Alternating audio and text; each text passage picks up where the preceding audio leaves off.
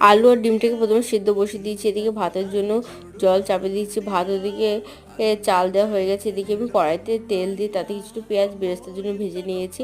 এদিকে আমি আলু আর ডিমটাকেও ভালো করে ভেজেছি। ভাত এদিকে আমার হয়ে গেছে, আলু ডিমটা ভাজা হয়ে গেছে। এবারে তুলে রেখে কড়াইতে একটুখানি তেল দিই, তাতে গোটা গরম মশলা, পেঁয়াজ আর জিরে দিয়ে ভাজা ভাজা করে বেটে রাখা মশলাটাকে দিয়ে তাতে দিয়েছি লবণ, হলুদ, ফ্যাটানো টক দই আর দিয়েছি একটুখানি চিনি। সব কিছু ভালো করে কষিয়ে নিয়ে আলুটাকে দিয়ে একটু কষিয়ে নিয়ে জল দিতে পরিমাণ মতো বিরিয়ানি মশলা আর একটুখানি গরম মশলা আর চেরা কাঁচা লঙ্কা দিয়ে ভালো করে মিশিয়ে নামিয়ে নিলে তৈরি আমাদের ডিম বিরিয়ানি গ্রেভি। গ্রেভিটাকে হাঁড়িতে ঢেলে তাতে কেওড়ার জল, গোলাপ জল, মিঠা আতর, পেঁয়াজ বেরেস্তা সব কিছু দিয়ে ভাতটাকে দিয়ে তার উপরে আরেকটুখানি পেঁয়াজ বেরেস্তা দুধটাকে দিয়ে ভালো করে সিল করে দমে বসিয়ে দিলেই আধা ঘন্টার জন্য, আধা ঘন্টা পরে সিল খুলে একটু ঘি দিয়ে আরেকটুখানি 5 মিনিট দমে রেখে নামিয়ে